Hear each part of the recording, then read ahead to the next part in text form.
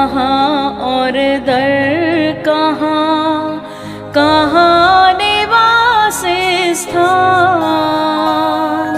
सबके हृदय वह बसा, उसमें सबको जान। ईश्वर दी महिमा। अध्याय 6। शिरडी वासी श्री साईं गलबात। शिरडी वासी श्री साईं तो सवाल पुछदे, तुसी कित्थों आए हो? तुहाडा थां ठिकाना जाने रिहाइश केड़ा है? तुहाडा शुभ नां की है? तुसी किस कारण आए जाने प्रगट होए हो? श्री साईं दा मन अजिहे सवाल सुन के भड़क जांदा सी। ਬੱਦਲ ਗਰਜਣ ਤੋਂ ਬਾਅਦ ਜਿਵੇਂ ਜ਼ਮੀਨ ਤੇ ਮੀਂਹ ਪੈਣ ਦੀ ਤੇਜ਼ ਆਵਾਜ਼ ਆਉਂਦੀ ਹੈ, ਉਵੇਂ ਹੀ ਤੇਜ਼ ਆਵਾਜ਼ ਵਿੱਚ ਸ੍ਰੀ ਸਾਈਂ ਉਹਨਾਂ ਨੂੰ ਜਵਾਬ ਦਿੰਦੇ ਸਨ। ਸ੍ਰੀ ਸਾਈਂ ਕਹਿੰਦੇ, ਮੇਰਾ ਕੋਈ ਥਾਂ ਠਿਕਾਣਾ ਜਾਣੇ ਨਿਵਾਸ ਸਥਾਨ ਨਹੀਂ ਹੈ। ਮੈਂ ਮੂਲ ਰੂਪ ਵਿੱਚ ਨਿਰਗੁਣ ਹਾਂ। ਕਰਮ ਵਿੱਚ ਬੰਨਿਆ ਹੋਣ ਕਾਰਨ ਮੈਂ ਸਥੂਲ ਦੇਹ ਪਾਈ ਹੈ, ਭਾਵ शरीर धारण कीता है, सगुण स्वरूप हासिल कीता है। पंच भूत तत्तां तो मेरी यह देह बनी है। इस देह दे अंदर एक किश्ती जाने आत्मा है। समुचा विश्व जाने ब्रह्मांड ही मेरा पिंड जाने निवास स्थान है। मेरे लिए इत्थे दे सारे लोग अपने हैं। मैं सारियां विच हाँ, ये जानो। ब्रह्म मेरा जनक है, भाव ईश्वर ने मैनू पैदा किया है। माया मेरी माता है, भाव ईश्वर दी ही पैदा करन वाली शक्ति ने मैनू तैयार किया है। उन्हां दे जाने ईश्वर ते माया मेल नाल ही मैं साकार रूप धारण किया है। उन्हां दी मर्जी नाल ही मैं ये शरीर धारण किया है। ब्रह्म जगत का नाथ है, ब्रह्म है निराकार। धरता जब साकार रूप, लेता वह अवतार। श्री साईं वणिक गलबात। मिली न भिक्षा तेल की, खाली हाथों आए। पार ब्रह्म ने मस्जिद में जल से दीप जलाए। श्री साईं शिरडी पिंड दे दुकानदारां कोल गए अते बोले, भिखिया विच तेल दे दिओ भाई। मस्जिद विच दीवे बालने हन। मंदिर विच बलदे अणगिनत दीपका वांग मस्जिद नूं भी रोशन करना है। जाने वो शाम दिवाली दी शाम सी। हरेक दुकानदार कहंदा, तेल नहीं है बाबा, तेल खत्म हो गया है बाबा, अगली दुकान विच मिलेगा बाबा। श्री साईं जेड़े दुकानदार कोल जांदे, ओही उन्हां अगे बहाना बनाउंदा झूठ बोलदा, अज बाबे नूं तेल नहीं देना। सारियां ने मन विच ये विचार पक्का कर लिया सी। अजिहे जवाब सुन के श्री साईं नूं बड़ी हैरानी हुई। इन्हां लोकां दे झूठे वचन सुन के श्री साईं जरा जिन्ने भी बेचैन नहीं दिसे अते उन्हां ने मन ही मन विच कहा, ये लोग झूठ बोल के अपनी इंसानियत जाने नैतिक विहार नूं चुल्लू पर पानी विच डुबो रहे हैं। अजिहा करके ये ईश्वर तो दूर हो रहे हैं अते इन्हां दा पद्धर हेठां वल डिग रिहा है। ਪਾਵਲੀ ਟਕੇ ਜਾਣੇ 1/4 ਪੈਸੇ ਦਾ ਵੀ ਤੇਲ ਨਹੀਂ, ਪਰੰਤੂ ਉਸ ਦੇ ਲਈ ਵੀ ਇਹ ਝੂਠ ਬੋਲ ਕੇ ਕਰਮ ਦੇ ਬੋੜ ਹੇਠਾਂ ਦਬ ਰਹੇ ਹਨ। ਆਪਣੇ ਕਰਮਾਂ ਦੀ ਲਪੇਟ ਵਿੱਚ ਆ ਕੇ ਇਨਸਾਨ ਆਪਣਾ ਪਤਨ ਕਰ ਲੈਂਦਾ ਹੈ। ਜਿਹੜਾ ਆਦਮੀ ਝੂਠ ਬੋਲਦਾ ਹੈ ਉਹ ਪਾਪੀਆਂ ਦਾ ਸਰਤਾਜ ਭਾਵ ਜਾਣੇ ਬਾਦਸ਼ਾਹ ਹੈ। ਅਜਿਹੇ ਆਦਮੀ ਤੇ ਕਦੀ ਵੀ ਵਿਸ਼ਨੂੰ ਦੀ ਕਿਰਪਾ ਨਹੀਂ ਹੁੰਦੀ। ਜਿਹੜਾ ਆਦਮੀ ਸੱਚ ਬੋਲਦਾ ਹੈ ਉਸ ਨੂੰ ਅਥਾਹ ਸ਼ੋਭਾ ਤੇ ਸੁਖ ਦੀ ਠੰਡੀ ਛਾਂ ਮਿਲਦੀ ਹੈ। ਜਪ ਤਪ ਆਦਿ ਕਸਮਾਂ ਵੀ ਸੱਚੇ ਵਚਨਾਂ ਦਾ ਮੁਕਾਬਲਾ ਨਹੀਂ ਕਰ ਸਕਦੀਆਂ। ਸੱਚੇ ਵਚਨ ਪੁੰਨ ਦਾ ਕਾਟੇ, ਮੁਕਤੀ ਦੀ ਰਾਹ ਹੈ, ਆਨੰਦ ਦੀ ਨਦੀ ਹੈ। ਇਸ ਲਈ ਸੱਚੇ ਵਚਨਾਂ ਤੋਂ ਕਦੀ ਵੀ ਦੂਰ ਨਾ ਜਾਓ। ਤੇਲ ਤੋਂ ਬਿਨਾਂ ਦੀਵੇ ਕਿਵੇਂ ਬਲਣਗੇ, ਇਸ ਬਾਰੇ ਦੁਕਾਨਦਾਰ ਆਪਸ ਵਿੱਚ ਗੱਲਾਂ ਕਰਨ ਲੱਗੇ। ਉਹ ਗੱਲਾਂ ਕਰਦੇ ਕਰਦੇ ਮਸਜਿਦ ਕੋਲ ਪੁੱਜ ਗਏ। ਉਹਨਾਂ ਨੇ ਦੇਖਿਆ ਕਿ ਸ਼੍ਰੀ ਸਾਈਂ ਮਸਜਿਦ ਦੀਆਂ ਕੰਧਾਂ ਤੇ ਦੀਵੇ ਰੱਖ ਰਹੇ ਹਨ ਅਤੇ ਉਸ ਵਿੱਚ ਕੱਪੜੇ ਦੀ ਬੱਤੀ ਪਾ ਰਹੇ ਹਨ। ਇੱਕ ਦੁਕਾਨਦਾਰ ਬੋਲਿਆ, ਲੱਗਦਾ ਹੈ ਇਹ ਫਕੀਰ ਪੱਕਾ ਅੱਜ ਦੀਵੇ ਬਾਲ ਕੇ ਹੀ ਸਾਹ ਲਵੇਗਾ। ਦੂਜਾ ਦੁਕਾਨਦਾਰ ਬੋਲਿਆ, ਓਏ ਇਹ ਤਾਂ ਬਿਲਕੁਲ ਹੀ ਪਾਗਲ ਹੋ ਗਿਆ ਹੈ। ਤੇਲ ਹੈ ਨਹੀਂ ਅਤੇ ਦੀਵੇ ਬਾਲਣ ਦਾ ਉਦਮ ਕਰ ਰਿਹਾ ਹੈ। ਤੀਜਾ ਦੁਕਾਨਦਾਰ ਬੋਲਿਆ, ਇਹ ਫਕੀਰ ਤਾਂ ਪੱਥਰ ਵਿੱਚ ਬੀਜ ਉਗਾਉਣ ਦੀ ਸੋਚ ਰਿਹਾ ਹੈ। ਇਹ ਫਕੀਰ ਤਾਂ ਬਾਂਝ ਔਰਤ ਤੋਂ ਵੀ ਬੱਚਾ ਪੈਦਾ ਹੋਣ ਦਾ ਸੁਪਨਾ ਦੇਖਦਾ ਹੈ। ਹੇ ਦੁਕਾਨਦਾਰ ਭਰਾਓ, ਹੇ ਗਿਆਨੀ ਪੁਰਸ਼ੋ, ਕੀ ਕਦੀ ਅਜਿਹੀ ਇੱਛਾ ਪੂਰੀ ਹੋ ਸਕਦੀ ਹੈ? ਚੌਥਾ ਦੁਕਾਨਦਾਰ ਬੋਲਿਆ, ਇਹ ਫਕੀਰ ਪਾਗਲਾਂ ਦਾ ਬਾਦਸ਼ਾਹ ਹੈ। ਇਹ ਮੂਰਖਾਂ ਦਾ ਸਰਤਾਜ ਹੈ। ਤੇਲ ਦੀ ਇੱਕ ਬੂੰਦ ਨਹੀਂ ਅਤੇ ਇੱਛਾ ਕਰਦਾ ਹੈ ਦੀਵਿਆਂ ਨੂੰ ਰੌਸ਼ਨ ਕਰਨ ਦੀ। ਫਿਰ ਸ਼੍ਰੀ ਸਾਈਂ ਨੇ ਕੀ ਕੀਤਾ? ਉਹਨਾਂ ਨੇ ਤੇਲ ਦੇ ਭਾਂਡੇ ਵਿੱਚ ਪਾਣੀ ਪਾ ਕੇ ਉਸ ਨੂੰ ਅੱਧਾ ਭਰਿਆ। ਫਿਰ ਉਹੀ ਪਾਣੀ ਉਹਨਾਂ ਨੇ ਆਤਮਾ ਰਾਮ ਨੂੰ ਭੇਂਟ ਜਾਣੇ ਬ੍ਰਹਮ ਨੂੰ ਭੇਂਟ ਕੀਤਾ। ਤੇਲ ਮਿਲਿਆ ਪਾਣੀ ਉਹਨਾਂ ਨੇ ਦੁਬਾਰਾ ਤੇਲ ਦੇ ਭਾਂਡੇ ਵਿੱਚ ਪਾਇਆ। ਸ਼ਾਂਤ ਭਾਵ ਨਾਲ ਇਸ ਪਾਣੀ ਦਾ ਥੋੜਾ ਥੋੜਾ ਅੰਸ਼ ਦੇਵੀਆਂ ਵਿੱਚ ਭਰਿਆ। ਬੱਤੀ ਪਾਈ, ਉਸ ਨੂੰ ਗਿੱਲਾ ਕੀਤਾ। ਸ਼੍ਰੀ ਸਾਈਂ ਨੇ ਪਿਆਰ ਨਾਲ ਤੁਰੰਤ ਦੀਵੇ ਬਾਲੇ। ਪਾਣੀ ਨਾਲ ਦੀਵੇ ਬਲੇ ਅਤੇ ਪੂਰੀ ਰਾਤ ਬਲਦੇ ਰਹੇ। ਚਾਰੇ ਪਾਸੇ ਖੜੇ ਲੋਕਾਂ ਨੇ ਸ਼੍ਰੀ ਸਾਈਂ ਦਾ ਇਹ ਅਨੋਖਾ ਚਮਤਕਾਰ ਦੇਖਿਆ। ਲੋਕਾਂ ਨੇ ਮਨ ਵਿੱਚ ਸੋਚਿਆ, ਸ਼੍ਰੀ ਸਾਈਂ ਕੋਲ ਇਹ ਕਿਹੋ ਜਿਹਾ ਅਨੋਖਾ ਹੱਕ ਹੈ। ਅਜਿਹਾ ਹੱਕ ਤਾਂ ਸਿਰਫ ਈਸ਼ਵਰ ਕੋਲ ਹੀ ਹੁੰਦਾ ਹੈ। ਯਕੀਨੀ ਤੌਰ ਤੇ ਸ਼੍ਰੀ ਸਾਈਂ ਨੇ ਈਸ਼ਵਰ ਦੇ ਰੂਪ ਵਿੱਚ ਜਨਮ ਲਿਆ, ਜਾਣੇ ਅਵਤਾਰ ਧਾਰਨ ਕੀਤਾ ਹੈ। ਸ਼ਿਰਡੀ ਦੇ ਲੋਕ ਸ਼੍ਰੀ ਸਾਈਂ ਦੇ ਪੈਰਾਂ ਵਿੱਚ ਡਿੱਗ ਗਏ। ਦੁਕਾਨਦਾਰਾਂ ਨੇ ਸ਼੍ਰੀ ਸਾਈਂ ਦੇ ਪੈਰਾਂ ਵਿੱਚ ਸਿਰ ਨਿਵਾ ਕੇ ਕਿਹਾ, ਅਸੀਂ ਝੂਠ ਬੋਲ ਕੇ ਤੁਹਾਡੀ ਆਗਿਆ ਨਹੀਂ ਮੰਨੀ।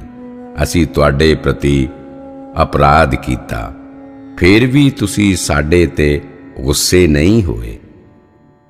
ਤੁਹਾਡੇ ਲਈ ਤਾਂ ਅਸੀਂ ਤੁਹਾਡੇ ਹੀ ਬੱਚੇ ਹਾਂ। ਅਸਲ ਵਿੱਚ ਤੁਸੀਂ ਹੀ ਸਾਡੀ ਮਾਂ ਹੋ। ਤੁਸੀਂ ਕਿਰਪਾ ਦੇ ਸਾਗਰ ਹੋ। ਤੁਸੀਂ ਗਿਆਨ ਗਗਨ ਦੇ ਸੂਰਜ ਹੋ। ਤੁਸੀਂ ਸਦਗੁਣਾਂ ਦੇ ਭੰਡਾਰ ਹੋ। ਤੁਸੀਂ ਸ਼ਾਂਤੀ ਦੇ ਪਰਬਤ ਹੋ। ਹੇ ਕਿਰਪਾ ਨਿਧੀ ਮਹਾਰਾਜ, ਤੁਸੀਂ ਸਾਡੇ ਅਪਰਾਧ ਮਾਫ ਕਰੋ। ਦੁਕਾਨਦਾਰਾਂ ਨੂੰ ਸ਼੍ਰੀ ਸਾਈਂ ਨੇ ਕਿਹਾ, ਮੇਰੀ ਇੱਕ ਗੱਲ ਇਸ ਵੇਲੇ ਧਿਆਨ ਨਾਲ ਸੁਣ ਲਓ। ਤੁਸੀਂ ਅਜਿਹਾ ਵਿਹਾਰ ਕਰੋ ਜਿਸ ਨਾਲ ਤੁਹਾਡੇ ਤੋਂ ਸ਼੍ਰੀ ਹਰੀ ਜਾਣੇ ਈਸ਼ਵਰ ਹਮੇਸ਼ਾ ਖੁਸ਼ ਰਹਿਣ। ਕਦੀ ਵੀ ਝੂਠ ਨਾ ਬੋਲੋ। ਸੱਚ ਬੋਲੋ ਅਤੇ ਸੱਚ ਨੂੰ ਹੀ ਵਿਹਾਰ ਵਿੱਚ ਅਪਣਾਓ। ਕਿਸੇ ਨਾਲ ਕਦੀ ਧੋਖਾ ਨਾ ਕਰੋ। ਸਤ ਕਾਰਜਾਂ ਤੋਂ ਇਲਾਵਾ ਕਿਤੇ ਵੀ ਫਜ਼ੂਲ ਦਾ ਖਰਚ ਨਾ ਕਰੋ। ਧਾਰਮਿਕ ਕਾਰਜਾਂ ਵਿੱਚ ਆਪਣੀ ਸਮਰੱਥਾ ਮੁਤਾਬਕ ਧਨ ਖਰਚ ਕਰੋ। ਅਜਿਹਾ ਕਰਨ ਤੇ ਤੁਹਾਡਾ ਹਿੱਤ ਹੋਵੇਗਾ, ਭਲਾਈ ਹੋਵੇਗੀ ਅਤੇ ਤੁਹਾਡੀ ਸ਼੍ਰੀ ਹਰੀ ਨਾਲ ਮੁਲਾਕਾਤ ਹੋਵੇਗੀ। ਭਾਵ ਤੁਹਾਨੂੰ ਈਸ਼ਵਰ ਦੇ ਦਰਸ਼ਨ ਹੋਣਗੇ। ਮੇਰੇ ਇਹ ਵਚਨ ਸਦੀਵੀ ਸੱਚ ਹੈ। ਇਹਨਾਂ ਵਚਨਾਂ ਨੂੰ ਹਮੇਸ਼ਾ ਆਪਣੇ ਮਨ ਵਿੱਚ ਉਕੇਰੋ। सत्य वचन सत्य कर्म है, हरि को सत्य पसंद। सत्य पुण्य का स्रोत है, सत्य ही ब्रह्मानंद। निष्ठा हो यदि सत्य में, ईश्वर देता साथ। करता तेरा हित वही, रखता सर पर हाथ। श्री साईं चांदोरकर गलबात। भूत भविष्यत वर्तमान, कब क्या होगी बात। साईं तो सर्वज्ञ है, सब साईं को ज्ञात। श्री साईं ने चांदोरकर नूं कहा, पहला भोजन खा लो, फिर अपनी मंजिल ਲਈ ਨਿਕਲਣਾ। ਭਾਵ ਭੋਜਨ ਤੋਂ ਬਾਅਦ ਨਗਰ ਜਾਓ ਅਤੇ ਉੱਥੋਂ ਰੇਲ ਗੱਡੀ ਫੜੋ। ਸ਼੍ਰੀ ਸਾਈਂ ਦਾ ਹੁਕਮ ਮੰਨ ਕੇ ਨਾਨਾ ਸਾਹਿਬ ਦੇ ਪੈਰ ਰੁਕ ਗਏ। ਹੁਕਮ ਦੀ ਪਾਲਣਾ ਕਰਨ ਲਈ ਉਹਨਾਂ ਨੇ ਕਾਨ ਗਾਵੰਕਰ ਨੂੰ ਕਿਹਾ, ਚਲੋ ਪਹਿਲਾਂ ਭੋਜਨ ਖਾਂਦੇ ਹਾਂ, ਫਿਰ ਚੱਲਾਂਗੇ। ਚਾਂਦੋਰਕਰ ਤੇ ਕਾਨ ਗਾਵੰਕਰ ਨੇ ਰੇਲ ਗੱਡੀ ਦੇ ਸਮੇਂ ਦੀ ਪਰਵਾਹ ਨਹੀਂ ਕੀਤੀ। ਉਹਨਾਂ ਨਾਲ ਆਏ ਦੋ ਹੋਰ ਵਿਅਕਤੀ ਰਾਮਦਾਸ, ਹਰੀਦਾਸ ਤੇ ਬਾਪੂ ਨਗਰਕਰ ਬਿਨਾਂ ਭੋਜਨ ਖਾਏ ਤੁਰ ਪਏ, ਕਿਉਂਕਿ ਉਹਨਾਂ ਨੂੰ ਡਰ ਸੀ ਕਿ ਕਿਤੇ ਰੇਲ ਗੱਡੀ ਛੁੱਟ ਨਾ ਜਾਵੇ। ਭੋਜਨ ਤੋਂ ਬਾਅਦ ਚਾਂਦੋਰਕਰ ਨੇ ਸ਼੍ਰੀ ਸਾਈਂ ਦੇ ਦਰਸ਼ਨ ਕੀਤੇ। ਸ਼੍ਰੀ ਸਾਈਂ ਨੇ ਚਾਂਦੋਰਕਰ ਨੂੰ ਕਿਹਾ, ਉਹਨਾਂ ਲੋਕਾਂ ਜਾਨੇ ਰਾਮਦਾਸ, ਹਰੀਦਾਸ ਤੇ ਬਾਪੂ ਨਗਰਕਰ ਨੂੰ ਦੇਖੋ, ਕਿਹੋ ਜਿਹਾ ਤਰੀਕਾ ਹੈ ਉਹਨਾਂ ਦਾ। ਜਿਨ੍ਹਾਂ ਸਾਥੀਆਂ ਨਾਲ ਸ਼ਿਰਡੀ ਆਏ, ਉਹਨਾਂ ਨੂੰ ਹੀ ਛੱਡ ਕੇ ਇੱਥੋਂ ਤੁਰ ਪਏ। ਉਹ ਬੜੇ ਹੁਸ਼ਿਆਰ ਹਨ।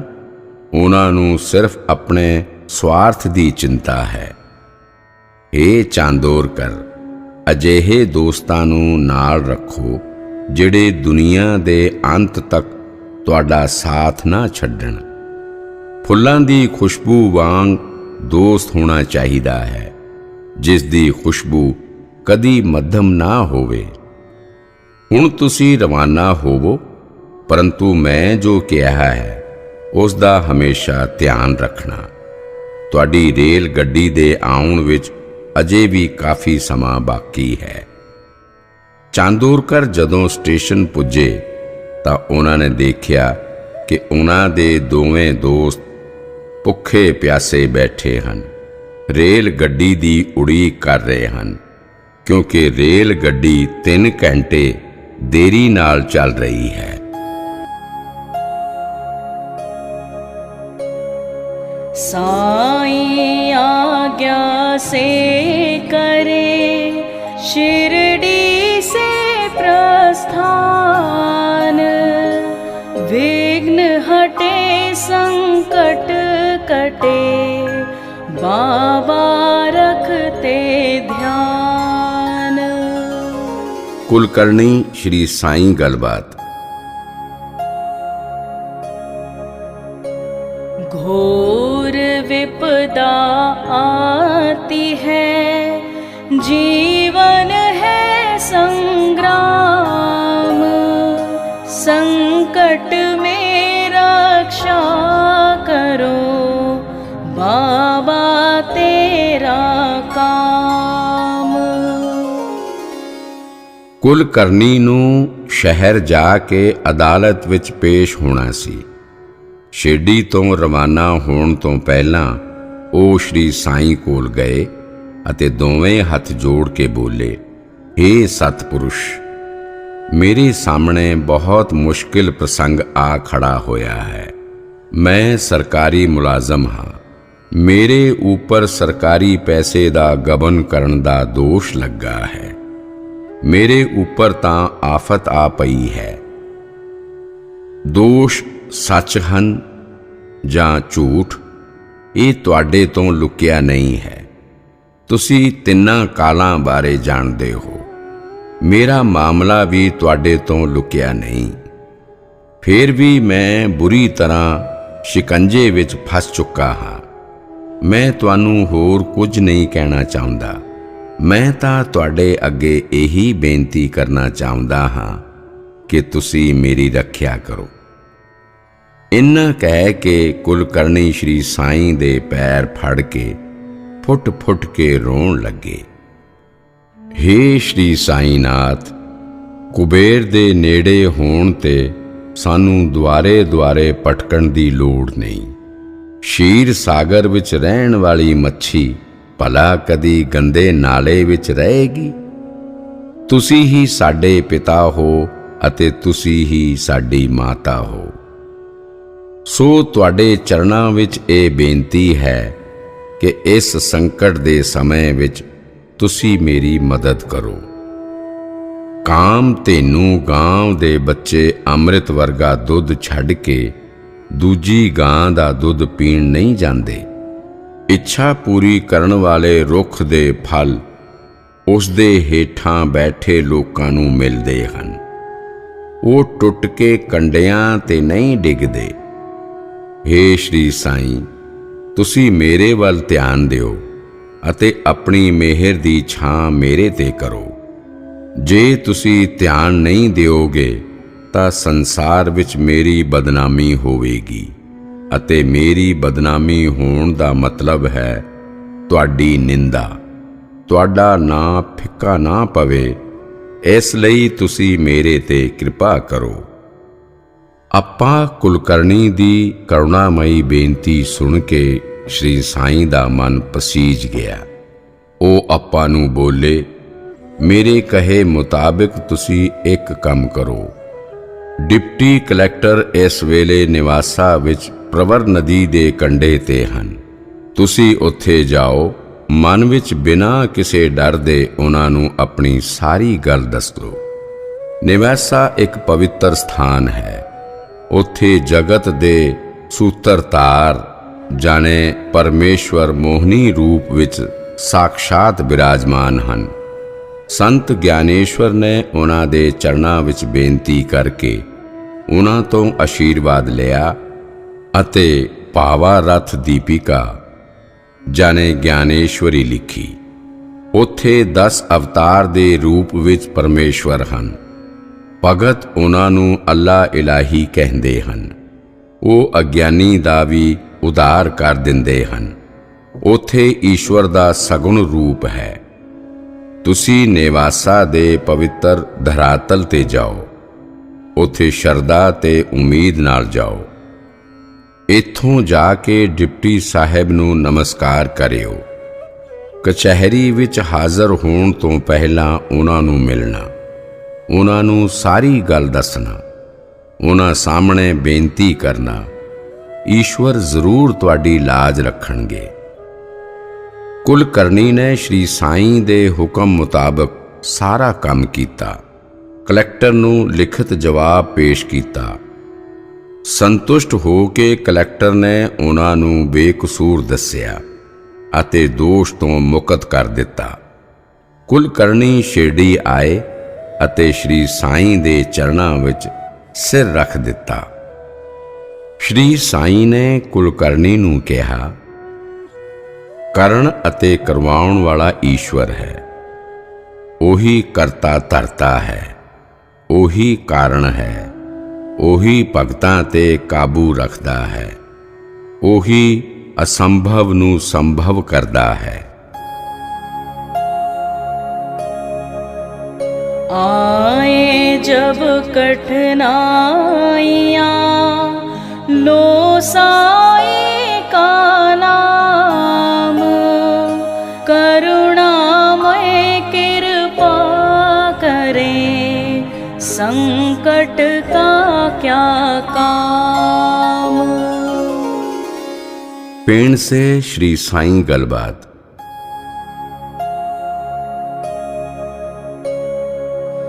जिसके दिल श्रद्धा बसी वह बाबा को ज्ञात, जिस दिल में श्रद्धा नहीं वह भी उनको ज्ञात। पेण से दी पत्नी ने शिरडी जाके श्री साईं दे दर्शन करन दी ਇੱਛਾ ਜ਼ਾਹਰ ਕੀਤੀ ਤਾਂ ਪੇਂਡਸੇ ਨੇ ਪਤਨੀ ਨੂੰ ਕਿਹਾ, ਹੇ ਸੁੰਦਰੀ, ਮੇਰੀ ਇੱਕ ਗੱਲ ਧਿਆਨ ਨਾਲ ਸੁਣ ਲਓ ਕਿ ਸ਼ਿਰਡੀ ਪਿੰਡ ਵਿੱਚ ਅਜਿਹਾ ਕੋਈ ਸੰਤ ਜਾਂ ਸੱਜਣ ਫਕੀਰ ਨਹੀਂ ਜਿਸ ਦੇ ਦਰਸ਼ਨ ਨਾਲ ਤੈਨੂੰ ਕੋਈ ਫਾਇਦਾ ਹੋਵੇ। ਹਾਂ, ਉੱਥੇ ਇੱਕ ਮੁਸਲਮਾਨ ਵਿਅਕਤੀ ਜ਼ਰੂਰ ਹੈ ਜਿਹੜਾ ਸਿਰਫ ਇੱਕ ਭਿਖਾਰੀ ਹੈ। ਉਹ ਤਰ੍ਹਾਂ ਤਰ੍ਹਾਂ ਦੇ ਢੋਂਗ ਕਰਦਾ ਹੈ ਅਤੇ ਬੈਠਾ ਬੈਠਾ ਦੁਨੀਆ ਦੇ ਲੋਕਾਂ ਨੂੰ ਠੱਗਦਾ ਹੈ। ਉਸਨੇ ਉੱਥੇ ਦੀ ਮਸਜਿਦ ਵਿੱਚ ਫਰੇਬ ਦਾ ਅੱਡਾ ਜਮਾਇਆ ਹੋਇਆ ਹੈ। ਭੋਲੇ ਭਾਲੇ ਅਗਿਆਨੀ ਲੋਕ ਉਸ ਦੇ ਝਾਂਸੇ ਵਿੱਚ ਆਉਂਦੇ ਹਨ ਅਤੇ ਉਹ ਉਸ ਨੂੰ ਸੱਚਾ ਸਾਧੂ ਮੰਨ ਬੈਠੇ ਹਨ। ਇਸ ਲਈ ਮੇਰੀ ਗੱਲ ਮੰਨੋ, ਉਸ ਦੇ ਦਰਸ਼ਨ ਕਰਨ ਲਈ ਬੇਕਾਰ ਦੀ ਜ਼ਿੱਦ ਨਾ ਕਰੋ। ਜਿਵੇਂ ਨਮਕ ਦੀ ਡਲੀ ਕਿਤਿਓਂ ਵੀ ਕਦੀ ਵੀ ਮਿੱਠੀ ਨਹੀਂ ਹੋ ਸਕਦੀ, ਉਸੇ ਤਰ੍ਹਾਂ ਅਨੇਕਾਂ ਸਵਾਂਗ ਰਚਣ ਨਾਲ ਕੋਈ ਭਿਖਾਰੀ ਖਰਾ ਸਾਧੂ ਜਣੇ ਉੱਤਮ ਸੋਨਾ ਨਹੀਂ ਬਣ ਸਕਦਾ। ਸ਼ਾਇਦ ਤੂੰ ਨਹੀਂ ਜਾਣਦੀ, ਉਹ ਇੱਕ ਫਰਿਆਦੀ ਹੈ ਜਿਹੜਾ ਸ਼ਿਰਡੀ ਦੀਆਂ ਗਲੀਆਂ ਵਿੱਚ ਭੀਖ ਮੰਗਦਾ ਫਿਰਦਾ ਹੈ। ਘਰ ਘਰ ਜਾ ਕੇ ਰੋਟੀ ਦੇ ਟੁਕੜੇ ਲਈ ਹੱਥ ਫੈਲਾਉਂਦਾ ਹੈ ਅਤੇ ਆਪਣਾ ਪੇਟ ਭਰਦਾ ਹੈ। ਪੇਂਡਸੇ ਦੀ ਪਤਨੀ ਨੇ ਸ਼੍ਰੀ ਸਾਈਂ ਬਾਰੇ ਪਤੀ ਦੇ ਵਿਚਾਰ ਸੁਣੇ, ਪਰੰਤੂ ਸ਼੍ਰੀ ਸਾਈਂ ਪ੍ਰਤੀ ਉਸ ਦੇ ਮਨ ਦੀ ਆਸਥਾ ਬਿਲਕੁਲ ਵੀ ਨਹੀਂ ਡਗਮਗਾਈ। ਉਸ ਨੂੰ ਸਤਿਗੁਰੂ ਸ਼੍ਰੀ ਸਾਈਂ ਪ੍ਰਤੀ ਪੂਰਾ ਭਰੋਸਾ ਸੀ। ਉਸ ਦੇ ਮਨ ਵਿੱਚ ਸ਼੍ਰੀ ਸਾਈਂ ਦੇ ਦਰਸ਼ਨ ਕਰਨ ਦੀ ਦ੍ਰਿੜ ਇੱਛਾ ਸੀ। ਪਤਾ ਨਹੀਂ ਕਦੋਂ ਮੈਨੂੰ ਸ਼੍ਰੀ ਸਾਈਂ ਦੇ ਚਰਨ ਕਮਲਾਂ ਦੇ ਦਰਸ਼ਨ ਕਰਨ ਦਾ ਮੌਕਾ ਮਿਲੇ। ਪਤਾ ਨਹੀਂ ਕਦੋਂ ਮੈਨੂੰ ਉਹਨਾਂ ਦੇ ਪਵਿੱਤਰ ਚਰਨਾਂ ਵਿੱਚ ਆਪਣਾ ਸਿਰ ਰੱਖਣ ਦਾ ਮੌਕਾ ਮਿਲੇਗਾ। ਅਜਿਹੀ ਇੱਛਾ ਉਸ ਦੇ ਮਨ ਵਿੱਚ ਵਾਰ-ਵਾਰ ਹਲਚਲ ਪੈਦਾ ਕਰ ਰਹੀ ਸੀ। ਭਗਤ ਦੀ ਸੱਚੀ ਇੱਛਾ ਭਗਵਾਨ ਜਲਦੀ ਪੂਰੀ ਕਰਦੇ ਹਨ। ਅਚਾਨਕ ਕੁਝ ਦਿਨਾਂ ਵਿੱਚ ਹੀ ਪੇਂਡਸੇ ਨੂੰ ਸਰਕਾਰੀ ਕੰਮ ਤੋਂ ਸ਼ਿਰਡੀ ਜਾਣਾ ਪਿਆ। ਪੇਂਡਸੇ ਦੀ ਪਤਨੀ ਨੇ ਉਹਨਾਂ ਨੂੰ ਕਿਹਾ, ਮੈਨੂੰ ਵੀ ਨਾਲ ਲੈ ਚੱਲੋ, ਤੁਸੀਂ ਸਰਕਾਰੀ ਕੰਮ ਕਰ ਲੈਣਾ, ਉਦੋਂ ਤੱਕ ਮੈਂ ਸ਼੍ਰੀ ਸਾਈਂ ਦੇ ਦਰਸ਼ਨ ਕਰ ਲਵਾਂਗੀ। ਪੇਂਡਸੇ ਨੇ ਪਤਨੀ ਦੀ ਗੱਲ ਮੰਨ ਲਈ ਅਤੇ ਉਸ ਨੂੰ ਨਾਲ ਲੈ ਗਏ। ਸ਼ਿਰਡੀ ਜਾ ਕੇ ਪੇਂਡਸੇ ਆਪਣੇ ਕੰਮਾਂ ਵਿੱਚ ਰੁੱਝ ਗਏ। ਉਹਨਾਂ ਦੀ ਸਦਗੁਣੀ ਪਤਨੀ ਨੇ ਮਸਜਿਦ ਜਾ ਕੇ ਸ਼੍ਰੀ ਸਾਈਂ ਦੇ ਦਰਸ਼ਨ ਕੀਤੇ। ਉਸ ਨੇ ਸ਼੍ਰੀ ਸਾਈਂ ਦੇ ਚਰਨਾਂ ਵਿੱਚ ਜਾ ਕੇ ਸਿਰ ਨਿਵਾਇਆ। ਉਸ ਦੇ ਮਨ ਨੂੰ ਅਥਾਹ ਸ਼ਾਂਤੀ ਮਿਲੀ ਅਤੇ ਮਨ ਆਨੰਦ ਨਾਲ ਭਰ ਗਿਆ। ਉਸ ਨੇ ਪਤੀ ਨੂੰ ਕਿਹਾ, ਮੈਂ ਸ਼੍ਰੀ ਸਾਈਂ ਦੇ ਦਰਸ਼ਨ ਕੀਤੇ। ਸ਼੍ਰੀ ਸਾਈਂ ਪੁੰਨ ਆਤਮਾ ਹਨ। ਉਹ ਸਿੱਧ ਯੋਗੀ ਅਤੇ ਈਸ਼ਵਰ ਸਰੂਪ ਹਨ। ਉਹਨਾਂ ਵਿੱਚ ਕੋਈ ਅਵਗੁਣ ਨਹੀਂ ਉਹ ਤਾਂ ਗੁਣਾਂ ਦੇ ਭੰਡਾਰ ਹਨ। ਤੁਸੀਂ ਉਹਨਾਂ ਦੀ ਨਿੰਦਾ ਨਾ ਕਰੋ। ਜੇ ਸੰਭਵ ਹੋਵੇ ਤਾਂ ਤੁਸੀਂ ਇੱਕ ਵਾਰੀ ਸ਼੍ਰੀ ਸਾਈਂ ਦੇ ਦਰਸ਼ਨ ਕਰੋ। ਪਤਨੀ ਦੀ ਬੇਨਤੀ ਕਰਨ ਤੇ ਪੇਂਡਸੇ ਜਿਉਂ ਹੀ ਮਸਜਿਦ ਦੇ ਨੇੜੇ ਪੁੱਜੇ, ਉਵੇਂ ਹੀ ਸ਼੍ਰੀ ਸਾਈਂ ਅੰਦਰੋਂ ਨਿਕਲ ਕੇ ਮਸਜਿਦ ਦੇ ਦੁਆਰ ਤੱਕ ਆਏ। ਉਹਨਾਂ ਨੇ ਹੱਥ ਵਿੱਚ ਇੱਕ ਪੱਥਰ ਚੁੱਕਿਆ ਅਤੇ ਜ਼ੋਰ ਨਾਲ ਚੀਖ ਕੇ ਬੋਲੇ, ਜੇ ਤੂੰ ਮਸਜਿਦ ਦੀ ਪੌੜੀ ਤੇ ਪੈਰ ਵੀ ਰੱਖਿਆ ਤਾਂ ਮੈਂ ਤੈਨੂੰ ਪੱਥਰ ਨਾਲ ਮਾਰਾਂਗਾ। ਮੈਂ ਇੱਕ ਢੋਂਗੀ ਸਾਧੂ ਹਾਂ, ਮੇਰੇ ਦਰਸ਼ਨ ਕਰਕੇ ਕੀ ਕਰਨਾ? ਮੈਂ ਜਾਤੀ ਦਾ ਮੁਸਲਮਾਨ ਹਾਂ, ਮੈਂ ਨੀਵੀਂ ਜਾਤੀ ਦਾ ਹਾਂ, ਫਿਰ ਮੇਰੇ ਦਰਸ਼ਨ ਕਰਨ ਦਾ ਕੀ ਫਾਇਦਾ? ਤੂੰ ਤਾਂ ਬ੍ਰਾਹਮਣ ਜਾਤੀ ਦਾ ਹੈ, ਉੱਚੇ ਘਰਾਣੇ ਦਾ ਹੈ, ਮੇਰੇ ਪੈਰ ਛੂਹਣ ਨਾਲ ਤੂੰ ਭ੍ਰਸ਼ਟ ਹੋ ਜਾਵੇਂਗਾ। ਸ਼੍ਰੀ ਸਾਈਂ ਦੇ ਗੁੱਸੇ ਭਰੇ ਸ਼ਬਦਾਂ ਵਿੱਚੋਂ ਪੇਂਡਸੇ ਨੂੰ ਆਪਣੇ ਹੀ ਕਹੇ ਹੋਏ ਸ਼ਬਦਾਂ ਦੀ ਆਵਾਜ਼ ਸੁਣਾਈ ਦਿੱਤੀ। ਉਹਨਾਂ ਨੂੰ ਬੜੀ ਹੈਰਾਨੀ ਹੋਈ। ਉਹ ਮਨ ਹੀ ਮਨ ਸੋਚਣ ਲੱਗੇ ਕਿ ਉਹਨਾਂ ਨੇ ਆਪਣੀ ਪਤਨੀ ਨੂੰ ਕਾਫੀ ਸਮਾਂ ਪਹਿਲਾਂ ਸ਼੍ਰੀ ਸਾਈਂ ਬਾਰੇ ਜੋ ਕੌੜੇ ਵਚਨ ਬੋਲੇ ਸਨ, ਉਸ ਦੀ ਜਾਣਕਾਰੀ ਸ਼੍ਰੀ ਸਾਈਂ ਨੂੰ ਸ਼ਿਰਡੀ ਬੈਠੇ ਬੈਠੇ ਕਿਵੇਂ ਹੋ ਗਈ? ਪੇਂਡਸੇ ਦੇ ਹੀ ਕੌੜੇ ਸ਼ਬਦ ਸ਼੍ਰੀ ਸਾਈਂ ਪੇਂਡਸੇ ਨੂੰ ਸੁਣਾ ਰਹੇ ਸਨ। ਸ਼੍ਰੀ ਸਾਈਂ ਸ਼ਿਰਡੀ ਵਿੱਚ ਸਨ ਅਤੇ ਦੁਨੀਆ ਵਿੱਚ ਕਿੱਥੋਂ ਕੀ ਹੋ ਰਿਹਾ ਹੈ ਉਸ ਦੀ ਜਾਣਕਾਰੀ ਉਹਨਾਂ ਕੋਲ ਹੈ। ਪੇਂਡਸੇ ਨੇ ਮਨ ਹੀ ਮਨ ਕਿਹਾ, ਬਾਬਾ ਤੁਸੀਂ ਸਰਵ ਵਿਆਪਕ ਹੋ, ਤੁਸੀਂ ਸਭ ਜਾਣਦੇ ਹੋ। जिस मन में आस्था नहीं, भरते भक्ति भाव, बंजर भूमि गुल खिले, साईं दरस प्रभाव। श्री साईं कुलकर्णी गलबात। आया है वह जाएगा,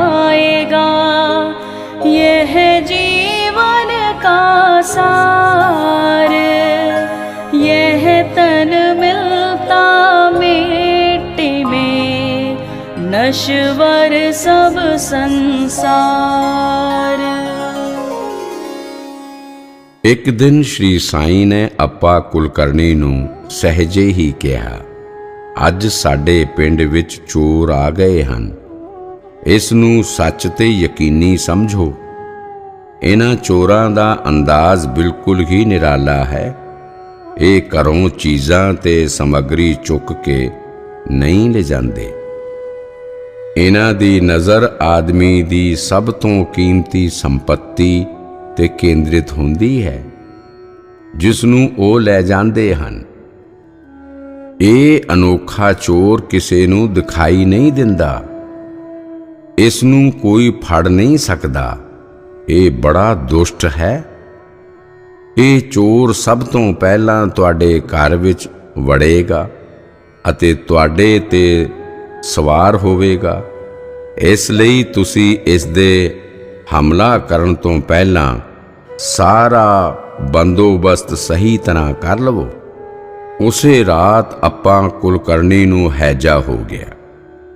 ਉਹਨਾਂ ਦਾ ਸਰੀਰ ਅਚਾਨਕ ਠੰਡਾ ਪੈਣ ਲੱਗਾ, ਧੜਕਣ ਵੀ ਹੌਲੀ ਹੋ ਗਈ। ਉਹਨਾਂ ਦੀ ਹਾਲਤ ਬਹੁਤ ਨਾਜ਼ੁਕ ਹੋ ਗਈ। ਸ਼੍ਰੀਮਤੀ ਕੁਲਕਰਣੀ ਸ਼੍ਰੀ ਸਾਈਂ ਕੋਲ ਦੌੜੀ ਦੌੜੀ ਆਈ। ਉਸ ਦੀਆਂ ਅੱਖਾਂ ਤੋਂ ਚਰ-ਚਰ ਹੰਝੂ ਵਗ ਰਹੇ ਸਨ।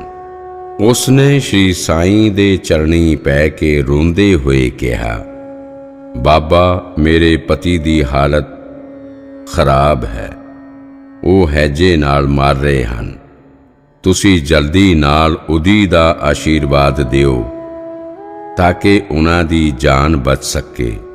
हे ਮਹਾਰਾਜ, ਮੇਰੀ ਖੁਸ਼ਕਿਸਮਤੀ ਦੀ ਕਿਸ਼ਤੀ ਸਮੁੰਦਰ ਵਿੱਚ ਨਾ ਡੁੱਬੇ। ਅਜਿਹਾ ਆਸ਼ੀਰਵਾਦ ਦਿਓ। ਸ਼੍ਰੀ ਸਾਈਂ ਨੇ ਸ਼੍ਰੀਮਤੀ ਕੁਲਕਰਣੀ ਨੂੰ ਕਿਹਾ, ਤੁਸੀਂ ਦੁਖੀ ਨਾ ਹੋਵੋ। ਸੰਸਾਰ ਵਿੱਚ ਜਿਸ ਨੇ ਜਨਮ ਲਿਆ ਹੈ ਉਸ ਦੀ ਮੌਤ ਜ਼ਰੂਰ ਹੋਵੇਗੀ। ਇੱਕ ਨਾ ਇੱਕ ਦਿਨ ਮੌਤ ਜ਼ਰੂਰ ਆਵੇਗੀ। ਜਨਮ ਤੇ ਮੌਤ ਤਾਂ ਈਸ਼ਵਰ ਦੀ ਵਿਵਸਥਾ ਦੇ ਅਧੀਨ ਹੈ। ਸਾਰਿਆਂ ਨੂੰ ਇੱਕ ਦਿਨ ਇੱਥੋਂ ਜਾਣਾ ਹੈ। ਇੱਕ ਜਨਮ ਦੇ ਅੰਤ ਤੋਂ ਬਾਅਦ ਦੂਜੇ ਜਨਮ ਦੀ ਸ਼ੁਰੂਆਤ ਹੁੰਦੀ ਹੈ। ਇਸ ਲਈ ਤੂੰ ਉਦਾਸ ਕਿਉਂ ਹੁੰਦੀ ਹੈ? ਤੁਸੀਂ ਗਿਆਨ ਦੀਆਂ ਅੱਖਾਂ ਖੋਲ ਕੇ ਦੇਖੋ। ਇੱਥੇ ਨਾ ਤਾਂ ਕਿਸੇ ਦਾ ਜਾਣੇ ਆਤਮਾ ਦਾ ਜਨਮ ਹੁੰਦਾ ਹੈ ਅਤੇ ਨਾ ਹੀ ਕਿਸੇ ਦੀ ਜਾਣੇ ਆਤਮਾ ਦੀ ਮੌਤ ਹੁੰਦੀ ਹੈ। ਤੁਸੀਂ ਵੀ ਇਸ ਨਿਯਮ ਤੋਂ ਮੁਕਤ ਨਹੀਂ ਹੋ। ਇਹੀ ਨਿਯਮ ਤੁਹਾਡੇ ਨਾਲ ਵੀ ਹੈ। ਇਹੀ ਅਸਲੀਅਤ ਜਾਣੇ ਧਰੁਵ ਸੱਚ ਹੈ। ਜਿਵੇਂ ਕੱਪੜਾ ਪੁਰਾਣਾ ਹੋ ਜਾਂਦਾ ਹੈ ਤਾਂ ਲੋਕ ਉਸ ਨੂੰ ਸੁੱਟ ਦਿੰਦੇ ਹਨ, ਜਾਂ ਫਿਰ ਕੱਪੜਾ ਪਸੰਦ ਨਹੀਂ ਆਉਂਦਾ ਤਾਂ ਉਸ ਦਾ ਤਿਆਗ ਕਰ ਦਿੰਦੇ ਹਨ। ਉਵੇਂ ਹੀ ਇਸ ਸਰੀਰ ਰੂਪੀ ਪਹਿਰਾਵੇ ਦੇ ਟੋਟੇ ਹੋਣ ਜਾਂ ਨਾ ਪਸੰਦ ਆਉਣ ਤੇ ਪ੍ਰਾਣ ਜਾਣੇ ਆਤਮਾ ਉਸ ਨੂੰ ਛੱਡ ਦਿੰਦੀ ਹੈ। ਇਹ ਪ੍ਰਾਣ ਤਾਂ ਈਸ਼ਵਰ ਦਾ ਅੰਸ਼ ਹੈ, ਅਕਸ਼ੇ, ਅਭੰਗ ਤੇ ਹਰੇਕ ਸਮੇਂ ਇੱਕੋ ਜਿਹਾ ਰਹਿਣ ਵਾਲਾ ਹੈ। ਤੁਸੀਂ ਮੇਰੇ ਕੋਲੋਂ ਉਦੀ ਨਾ ਮੰਗੋ। ਫਟੇ ਕੱਪੜੇ ਤੇ ਟਾਕੀ ਲਗਾਉਣ ਦੀ ਕੋਸ਼ਿਸ਼ ਨਾ ਕਰੋ।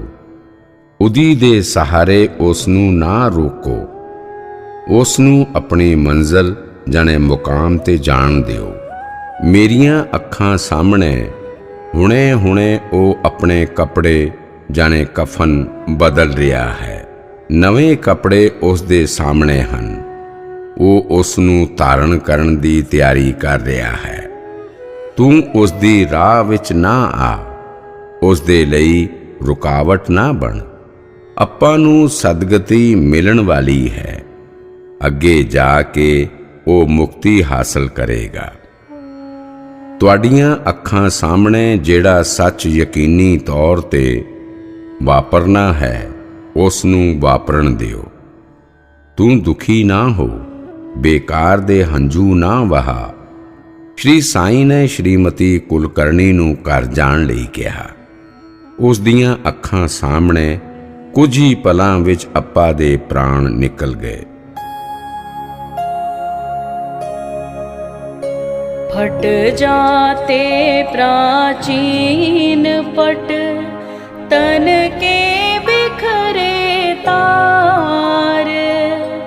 पट परिवर्तन आत्मा करती है हर बार। दो दिन का मेहमान है, आते जाते प्राण। मरती नहीं है आत्मा, इसे अनश्वर जान। श्री साईं कोंडिया सुतार गलबात।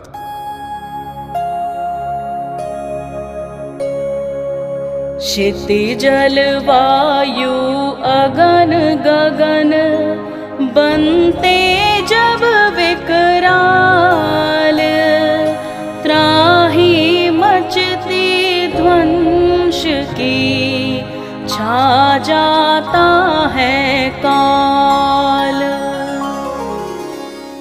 एक वारी श्री साईं ने अचानक कोंडिया सुतार नूं कहा, तू जल्दी भज के अपने खेतां विच जा, उत्थे भयानक अग लगी हुई है। तुहाडी फसल दी विचकारली ढेरी दे नेड़े भी अग पहुंच गई है। जा अपनी फसल बचा, लगी हुई अग बुझा। श्री साईं दी गल सुनदियां ही कोंडिया सुतार अपने खेतां वल दौड़िया। उत्थे उसने चारे पासे देखिया, लोकां कोलों पुछया, उसनूं किते भी अग दिखाई नहीं दिती। कोंडिया वापस श्री साईं कोल आया अते बोलिया, बाबा ਤੁਸੀਂ ਮੈਨੂੰ ਫਾਲਤੂ ਹੀ ਉੱਥੇ ਭੇਜਿਆ ਅਤੇ ਬਿਨਾਂ ਕਿਸੇ ਕਾਰਨ ਮੈਨੂੰ ਦੁੱਖ ਝੇਲਣਾ ਪਿਆ।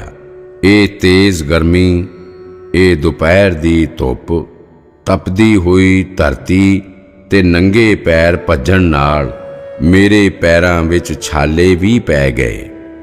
ਸ਼੍ਰੀ ਸਾਈਂ ਨੇ ਕੌਂਡਿਆਂ ਨੂੰ ਕਿਹਾ, ਮੇਰੇ ਬੋਲ ਕਦੀ ਝੂਠੇ ਨਹੀਂ ਹੁੰਦੇ।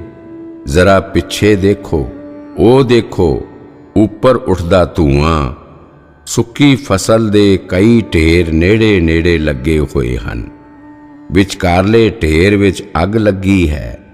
ਪਿੰਡ ਵਿੱਚ ਜਾ ਕੇ ਲੋਕਾਂ ਨੂੰ ਦੱਸੋ, ਉਹ ਛੇਤੀ ਭੱਜ ਕੇ ਖੇਤਾਂ ਵੱਲ ਜਾਣ।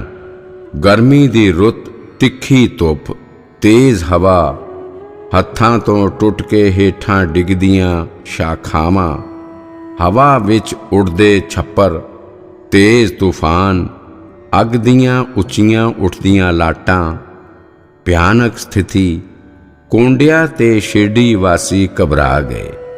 ਉਹ ਸ਼੍ਰੀ ਸਾਈਂ ਕੋਲ ਆਪਣੀ ਰਾਖੀ ਲਈ ਬੇਨਤੀ ਕਰਨ ਆਏ। ਕੌਂਡਿਆਂ ਤੇ ਸ਼ਿਰਡੀ ਵਾਸੀਆਂ ਨੇ ਸ਼੍ਰੀ ਸਾਈਂ ਨੂੰ ਕਿਹਾ, ਇਹ ਬਾਬਾ, ਸਾਡੇ ਖੇਤਾਂ ਵਿੱਚ ਅੱਗ ਲੱਗ ਗਈ ਹੈ, ਸਭ ਕੁਝ ਭਸਮ ਹੋ ਜਾਵੇਗਾ ਤਾਂ ਸਾਡਾ ਕੀ ਹਾਲ ਹੋਵੇਗਾ। ਮਹਾਰਾਜ, ਸਾਡੀ ਰੱਖਿਆ ਕਰੋ। ਅਸੀਂ ਕਿਸਾਨ ਹਾਂ, ਸਾਡੇ ਪ੍ਰਾਣ ਖੇਤਾਂ ਵਿੱਚ ਵਸਦੇ ਹਨ। ਖੇਤੀ ਹੀ ਸਾਡਾ ਜੀਵਨ ਹੈ। ਜੇ ਸਾਡੀ ਫਸਲ ਸੜ ਗਈ ਤਾਂ ਸਾਨੂੰ ਪੇਟ ਦੀ ਭੁੱਖ ਮਿਟਾਉਣ ਲਈ ਅੰਨ ਦਾ ਇੱਕ ਦਾਣਾ ਵੀ ਨਹੀਂ ਮਿਲੇਗਾ। ਸਾਡੇ ਛੋਟੇ ਛੋਟੇ ਬੱਚੇ ਭੁੱਖ ਦੇ ਮਾਰੇ ਅੰਨ ਚਲਾਉਂਦੇ ਤੇ ਅੰਨ ਤੋਂ ਬਿਨਾਂ ਭੁੱਖੇ ਮਰ ਜਾਣਗੇ। ਸਾਡੇ ਪਸ਼ੂ ਤੇ ਜਾਨਵਰ ਵੀ ਚਾਰੇ ਤੋਂ ਬਿਨਾਂ ਮਰ ਜਾਣਗੇ। ਇਹਨਾਂ ਸਾਰੇ ਪ੍ਰਾਣੀਆਂ ਦੇ ਜੀਵਨ ਦੀ ਰੱਖਿਆ ਕਰੋ ਸ਼੍ਰੀ ਸਾਈਂ। ਕੁਦਰਤੀ ਵਿਪਤਾ ਜਾਣੇ ਅੱਗ ਜਣੀ ਦੀ ਅਜੀਬ ਸਥਿਤੀ ਹੈ ਬਾਬਾ। ਤੁਸੀਂ ਤੁਰੰਤ ਕੋਈ ਪੱਕਾ ਹੱਲ ਦੱਸੋ। ਤੁਸੀਂ ਸਭ ਕੁਝ ਕਰ ਸਕਦੇ ਹੋ ਕਿਉਂਕਿ ਤੁਸੀਂ ਸਾਖਸ਼ਾਤ ਸ਼੍ਰੀ ਹਰੀ ਹੋ। ਅੱਗ ਲੱਗਣ ਤੋਂ ਪਹਿਲਾਂ ਹੀ ਤੁਸੀਂ ਅੱਗ ਬਾਰੇ ਇਸ਼ਾਰਾ ਕਰ ਦਿੱਤਾ ਸੀ। ਤੁਸੀਂ ਤ੍ਰਿਕਾਲ ਹੋ।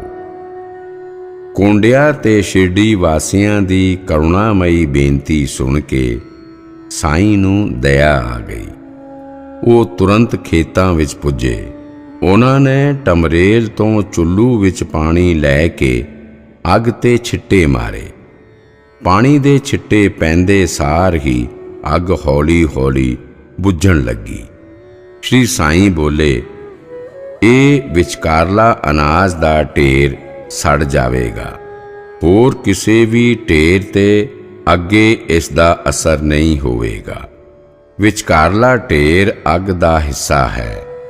ਅੱਗ ਆਪਣਾ ਹਿੱਸਾ ਲੈ ਕੇ ਹੀ ਰਹੇਗੀ।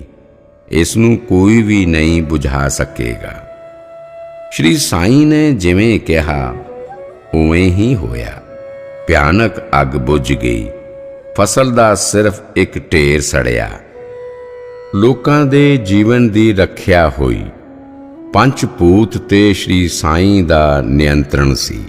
ਸ਼੍ਰੀ ਸਾਈਂ ਦੀ ਇਸ ਕੋਸ਼ਿਸ਼ ਨਾਲ ਸਾਰੇ ਖੁਸ਼ਹਾਲ ਹੋ ਗਏ। ਸ਼ਾਮ ਨੂੰ ਮਸਜਿਦ ਵਿੱਚ ਕੌਂਡਿਆ, ਸ਼ਿਰਡੀ ਵਾਸੀ, ਨਾਨਾ, ਭਾਗਚੰਦ, ਮਾਰਵਾੜੀ ਆਦਿ ਮੌਜੂਦ ਹੋਏ। ਸ਼੍ਰੀ ਸਾਈਂ ਨੇ ਕਿਹਾ, ਇਸ ਭਾਗਚੰਦ ਨੂੰ ਦੇਖੋ, ਅੱਜ ਇਸ ਦੀ ਫਸਲ ਦਾ ਢੇਰ ਸੜ ਕੇ ਸੁਆਹ ਹੋ ਗਿਆ। ਇਹ ਇਸ ਦੇ ਲਈ ਦੁਖੀ ਹੈ। ਹਮੇਸ਼ਾ ਇਹ ਗੱਲ ਯਾਦ ਰੱਖੋ ਕਿ ਲਾਭ, ਹਾਨੀ, ਜਨਮ, ਮਰਨ ਸਾਰੇ ਈਸ਼ਵਰ ਦੇ ਹੱਥ ਹੈ। ਇਸ ਗੱਲ ਨੂੰ ਸਾਰੇ ਜਾਣਦੇ ਹਨ, ਪਰੰਤੂ ਫੇਰ ਵੀ ਇਹ ਕਿੰਨੇ ਮੂਰਖ ਹਨ ਕਿ ਨੁਕਸਾਨ ਬਰਦਾਸ਼ਤ ਨਹੀਂ ਕਰਦੇ। ਇਹ ਲਾਭ ਵਿੱਚ ਖੁਸ਼ ਹੁੰਦੇ ਹਨ, ਹਾਨੀ ਵਿੱਚ ਰੋਂਦੇ ਹਨ। ਇਹ ਜਿਸ ਨੂੰ ਮੇਰਾ ਮੇਰਾ ਕਹਿੰਦੇ ਹਨ, ਕੀ ਉਹ ਉਹਨਾਂ ਦਾ ਹੈ? ਉਹ ਕਿਵੇਂ ਉਸ ਨੂੰ ਆਪਣਾ ਮੰਨਦੇ ਹਨ? ਅਨਾਜ ਦਾ ਸੜਿਆ ਹੋਇਆ ਢੇਰ ਮਾਰਵਾੜੀ ਜਾਣੇ ਭਾਗਚੰਦ ਦਾ ਨਹੀਂ ਸੀ। ਉਸ ਦੇ ਉਪਰਲਾ ਸੁੱਕਾ ਛਿਲਕਾ ਪਸ਼ੂਆਂ ਦਾ ਚਾਰਾ ਸੀ। ਉਸ ਦੀ ਉਤਪੱਤੀ ਜ਼ਮੀਨ ਵਿੱਚ ਬੀਜੇ ਗਏ ਬੀਜ ਤੋਂ ਹੋਈ ਸੀ। ਜ਼ਮੀਨ ਨੇ ਆਪਣੇ ਗਰਭ ਵਿੱਚ ਬੀਜ ਧਾਰਨ ਕੀਤਾ ਸੀ।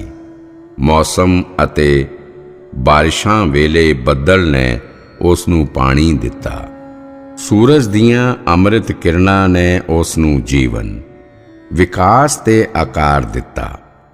ਇਸ ਤਰ੍ਹਾਂ ਫਸਲ ਜਾਣੇ ਅਨਾਜਾਂ ਦੇ ਤਿੰਨ ਮਾਲਕ ਹੋਏ, ਧਰਤੀ, ਸੂਰਜ ਤੇ ਬੱਦਲ। ਇਹਨਾਂ ਤਿੰਨਾਂ ਨੇ ਮਿਲ ਕੇ ਫਸਲ ਤਿਆਰ ਕੀਤੀ। ਫਿਰ ਕਿਵੇਂ ਇਹ ਭਾਗਚੰਦ ਮਾਰਵਾੜੀ ਕਹਿੰਦਾ ਹੈ ਕਿ ਮੇਰੀ ਫਸਲ, ਮੇਰੀ ਫਸਲ? ਅੱਗ ਨੇ ਫਸਲ ਨੂੰ ਭਸਮ ਕਰਕੇ ਆਪਣਾ ਹਿੱਸਾ ਲੈ ਲਿਆ, ਕਿਉਂਕਿ ਸੂਰਜ ਨੇ ਜਾਣੇ ਅਗਨੀ ਤੱਤ ਨੇ ਆਪਣੀ ਪ੍ਰਭੁਤਾ ਦਿਖਾਈ। ਧਰਤੀ ਨੇ ਵੀ ਮਿਹਨਤ ਕੀਤੀ ਸੀ, ਪਰੰਤੂ ਉਸ ਨੂੰ ਕੁਝ ਨਹੀਂ ਮਿਲਿਆ। ਉਸ ਨੂੰ ਤਾਂ ਉਲਟਾ ਹੀ ਅੱਗ ਦਾ ਤਾਪ ਵੀ ਸਹਿਣਾ ਪਿਆ। ਬੱਦਲ ਨੇ ਵੀ ਮਿਹਨਤ ਕੀਤੀ ਸੀ, ਪਰੰਤੂ ਉਹ ਆਤਮ ਸਨਮਾਨੀ ਹੈ।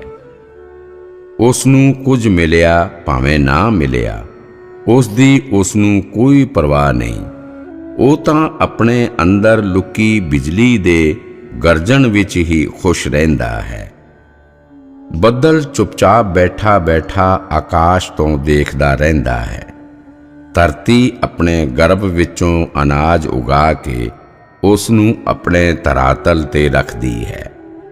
ਸੂਰਜ ਅਨਾਜ ਨੂੰ ਆਪਣਾ ਕਹਿ ਕੇ ਆਪਣਾ ਅਗਨੀ ਵਾਲਾ ਪ੍ਰਚੰਡ ਰੂਪ ਦਿਖਾ ਕੇ ਲੈ ਜਾਂਦਾ ਹੈ, ਜਾਣੇ ਖਾ ਲੈਂਦਾ ਹੈ। ਇਸ ਸੰਸਾਰ ਵਿੱਚ ਜਿੰਨੀਆਂ ਵੀ ਚੀਜ਼ਾਂ ਹਨ, ਉਹ ਪੰਜ ਭੂਤ ਜਾਣੇ ਅਗਨੀ, ਜਲ, ਧਰਤੀ, ਆਕਾਸ਼, ਹਵਾ ਦੁਆਰਾ ਪੈਦਾ ਕੀਤੀਆਂ ਹੋਈਆਂ ਨੇ। ਇਸ ਲਈ ਉਹੀ ਉਸ ਦੇ ਅਸਲੀ ਤੇ ਸਹੀ ਮਾਲਕ ਹਨ। ਨਾ ਤਾਂ ਉਹ ਚੀਜ਼ਾਂ ਸਾਡੀਆਂ ਹਨ ਤੇ ਨਾ ਅਸੀਂ ਅਸਲ ਵਿੱਚ ਉਸ ਦੇ ਅਸਲੀ ਮਾਲਕ ਹਾਂ। ਇਹ ਮਾਰਵਾੜੀ ਜਾਣੇ ਭਾਗਚੰਦ, ਜਿਹੜੀ ਚੀਜ਼ ਤੇਰੀ ਸੀ ਹੀ ਨਹੀਂ, ਉਸ ਨੂੰ ਤੂੰ ਮੇਰਾ ਮੇਰਾ ਕਹਿ ਕੇ ਬੇਕਾਰ ਦਾ ਝੂਠਾ ਸੁਆਂਗ ਕਿਉਂ ਕਰਦਾ ਹੈ ਅਤੇ ਉਸ ਦੇ ਲਈ ਆਪਣੇ ਮਨ ਨੂੰ ਦੁਖੀ ਕਿਉਂ ਕਰਦਾ ਹੈ? ਤੂੰ ਮੇਰੇ ਕੋਲ ਆ ਕੇ ਰੋਂਦਾ ਹੈ, ਤੂੰ ਬੇਵਜ੍ਹਾ ਹੰਝੂ ਬਹਾ ਕੇ ਮੈਨੂੰ ਕਾਤਰ ਕਿਉਂ ਕਰਦਾ ਹੈ? ਈਸ਼ਵਰ ਆਪਣੇ ਇੱਕ ਹੱਥ ਨਾਲ ਤੈਨੂੰ ਦਿੰਦਾ ਹੈ ਅਤੇ ਥੋੜੀ ਦੇਰ ਬਾਅਦ ਦੂਜੇ ਹੱਥ ਨਾਲ ਤੇਰੇ ਕੋਲੋਂ ਵਾਪਸ ਲੈ ਲੈਂਦਾ ਹੈ। ਉਹ ਆਪਣੀ ਚੀਜ਼ ਦੇ ਕੇ ਹੀ ਤਾਂ ਵਾਪਸ ਲੈਂਦਾ ਹੈ। ਈਸ਼ਵਰ ਤੋਂ ਮਿਲੀ ਚੀਜ਼ ਨੂੰ ਆਪਣਾ ਕਿਉਂ ਕਹਿੰਦੇ ਹੋ? ਆਪਣਾ ਕਿਉਂ ਸਮਝਦੇ ਹੋ? ਉਸ ਤੇ ਅਧਿਕਾਰ ਕਿਉਂ ਜਤਾਉਂਦੇ ਹੋ? ਉਸ ਨੂੰ ਹਾਸਲ ਕਰਕੇ ਖੁਸ਼ ਕਿਉਂ ਹੁੰਦੇ ਹੋ ਅਤੇ ਈਸ਼ਵਰ ਦੇ ਵਾਪਸ ਲੈ ਲੈਣ ਤੇ ਦੁਖੀ ਕਿਉਂ ਹੁੰਦੇ ਹੋ? ਕੀ ਤੈਨੂੰ ਇਸ ਦੀ ਜਾਣਕਾਰੀ ਨਹੀਂ? ਕੀ ਤੂੰ ਮੂਰਖ ਹੈ? ਅਗਿਆਨਤਾ ਕਾਰਨ ਹੀ ਤੇਰੇ ਮਨ ਪ੍ਰਾਣ ਸੁਖ ਦੁੱਖ ਤੋਂ ਪ੍ਰਭਾਵਿਤ ਹੁੰਦੇ ਹਨ। पंचभूत पर ईश का होता है अधिकार, वही बजाता नाश से, करता वही उद्धार। श्री साईं हरि पंत गलबात।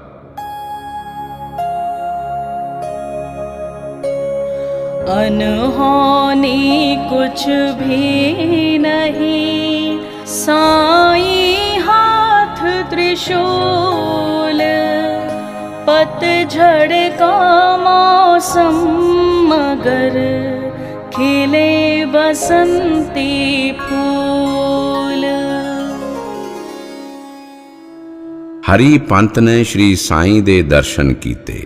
श्री साईं बोले, हरि तू किस्मत वाला है रे, तेरी तकदीर बड़ी वधिया है रे।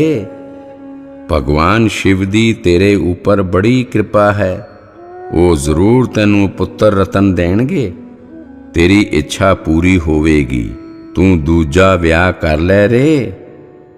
ਹਰੀ ਪੰਥ ਇੱਕ ਹਿਰਣਯਕੇਸ਼ੀ ਬ੍ਰਾਹਮਣ ਸਨ। ਉਹ ਵਿਸ਼ਿਸ਼ਟ ਗੋਤਰ ਦੇ ਗਿਆਨੀ ਧਿਆਨੀ ਚਿਰਾਗ ਸਨ। ਪੁਣੇ ਦੀ ਪੁੰਨਮਈ ਧਰਤੀ ਤੇ ਉਹਨਾਂ ਦੀ ਰਿਹਾਇਸ਼ ਸੀ। ਉਹ ਅਗਨੀਹੋਤਰ ਬਣਨ ਦਾ ਵਰਤ ਲੈਣਾ ਚਾਹੁੰਦੇ ਸਨ, ਪਰੰਤੂ ਇਸ ਵਰਤ ਨੂੰ ਸਵੀਕਾਰ ਕਰਨ ਵਿੱਚ ਇੱਕ ਮੁਸ਼ਕਿਲ ਸੀ।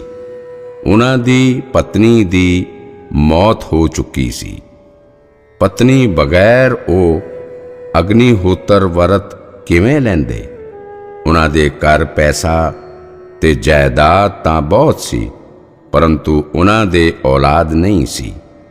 ਉਹ ਸ਼੍ਰੀ ਸਾਈਂ ਨੂੰ ਬੋਲੇ, ਮਨ ਵਿੱਚ ਬਾਗਬਾਨੀ ਦੀ ਆਸ ਤਾਂ ਹੈ, ਪਰੰਤੂ ਬਾਗ ਕਿਵੇਂ ਲੱਗੇਗਾ?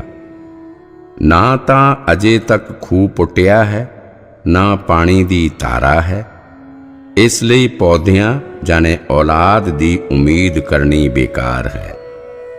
ਹੁਣ ਖੂਹ ਪੁੱਟ ਕੇ ਜਾਣੇ ਵਿਆਹ ਕਰਕੇ ਤਾਂ ਮੈਂ ਸੰਸਾਰ ਵਿੱਚ ਮਜ਼ਾਕ ਦਾ ਪਾਤਰ ਬਣ ਜਾਵਾਂਗਾ। ਹੁਣ ਤਾਂ ਮੇਰੀ ਉਮਰ ਵੀ 50 ਸਾਲਾਂ ਦੀ ਹੋ ਗਈ ਹੈ।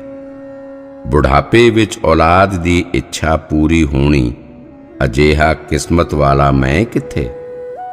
ਸ਼੍ਰੀ ਸਾਈਂ ਬੋਲੇ, ਆਪਣੇ ਮਨ ਵਿੱਚ ਕੋਈ ਸ਼ੰਕਾ ਨਾ ਲਿਆਓ। ਭੋਲੇ ਭਾਲੇ ਲੋਕਾਂ ਦਾ ਭੰਡਾਰ ਭਰਨ ਵਾਲੇ ਭੋਲੇਨਾਥ ਆਪਣੇ ਹੱਥ ਦੇ ਤ੍ਰਿਸ਼ੂਲ ਨਾਲ ਅਸੰਭਵ ਨੂੰ ਸੰਭਵ ਕਰਨ ਵਾਲੇ ਸ਼ੂਲ ਪਾਣੀ ਅਤੇ ਜ਼ਿੰਦਗੀ ਵਿੱਚ ਕਪੂਰ ਦੀ ਖੁਸ਼ਬੂ ਭਰ ਦੇਣ ਵਾਲੇ ਸ਼ਿਵ ਸ਼ੰਕਰ ਤੇਰੇ ਤੇ ਸਹਾਈ ਹਨ। ਉਹ ਤੇਰੇ ਰਿਣੀ ਹਨ। ਉਹ ਤੇਰੀ ਇੱਛਾ ਮੁਤਾਬਕ ਤੈਨੂੰ ਆਸ਼ੀਰਵਾਦ ਦੇਣਗੇ। ਹਰੀ ਪੰਥ ਨੇ ਕਿਹਾ, ਹੇ ਸ਼੍ਰੀ ਸਾਈਂ, ਜੋਤਿਸ਼ੀਆਂ ਨੇ ਵੀ ਇਹੀ ਦੱਸਿਆ ਸੀ। ਹੁਣ ਤੁਹਾਡੇ ਆਸ਼ੀਰਵਾਦ ਦੀ ਮੋਹਰ ਲੱਗ ਜਾਣ ਨਾਲ ਇਹ ਜ਼ਰੂਰ ਪੂਰਾ ਹੋਵੇਗਾ। ਸ਼੍ਰੀ ਸਾਈਂ ਦੀ ਕਿਰਪਾ ਨਾਲ ਹਰੀ ਪੰਥ ਦਾ ਵਿਆਹ ਹੋਇਆ। ਸੰਸਾਰ ਦੇ ਬਾਗ ਵਿੱਚ ਪਤੀ ਪਤਨੀ ਅੰਬ ਦੇ ਰੁੱਖ ਬਣੇ। ਸ਼੍ਰੀ ਸਾਈਂ ਦੀ ਕਿਰਪਾ ਦੀ ਬਸੰਤੀ ਬਹਾਰ ਦੇ ਬੁੱਲੇ ਨਾਲ ਰੁੱਖ ਵਿੱਚ ਨਵੇਂ ਬੂਟੇ ਫੁੱਲੇ ਅਤੇ ਫੁੱਲ ਤੇ ਫਲ ਲੱਗੇ। ਸ਼੍ਰੀ ਸਾਈਂ ਨੇ ਠੀਕ ਹੀ ਕਿਹਾ ਸੀ ਕਿ ਆਪਣੇ ਮਨ ਵਿੱਚ ਕੋਈ ਸ਼ੰਕਾ ਨਾ ਰੱਖੋ। ਸਾਈਂ ਗਿਆਨ ਦੇ ਆਕਾਸ਼ ਦੇ ਪੂਰਨ ਚੰਦਰਮਾ ਹਨ। ਉਹ ਬਿਨਾਂ ਮੰਗਿਆਂ ਹੀ ਫਲ ਦੇਣ ਵਾਲੇ ਹਨ। ਉਹ ਸਾਖਸ਼ਾਤ ਚਿੰਤਾਮਣੀ ਹਨ। ਬਾਬਾ ਸਾਈਂ ਦੀ ਕਿਰਪਾ ਦਾ ਕੀ ਕਹਿਣਾ? ਦਾਣੇ ਵਿੱਚ ਫਸਲ ਦੀ ਸ਼ਕਤੀ ਹੋਵੇ ਤਾਂ ਉਸ ਨੂੰ ਸ਼੍ਰੀ ਸਾਈਂ ਦੀ ਕਿਰਪਾ ਦੇ ਬੱਦਲ ਤੋਂ ਇਲਾਵਾ ਹੋਰ ਕੀ ਚਾਹੀਦਾ ਹੈ? ਆਸ਼ੀਰਵਾਦ ਦੀ ਬਹਾਰ ਦਾ ਇੱਕੋ ਬੁੱਲਾ ਮਿਲ ਜਾਵੇ ਤਾਂ ਫੇਰ ਭੁੱਟੇ ਨੂੰ ਦਾਣੇ ਕਿਉਂ ਨਾ ਪੈਣ? ਕਿਰਪਾ ਨਿਧਾਨ ਸ਼੍ਰੀ ਸਾਈਂ ਦੀ ਅਥਾਹ ਕਿਰਪਾ ਹਰੀ ਪੰਥ ਤੇ ਹੋਈ। श्री सतगुरु साईनाथार्पणमस्तु। शुभम भवतु। ठूठ वृक्ष की डाल में नूतन लगते पात, साईं के आशीष से बदले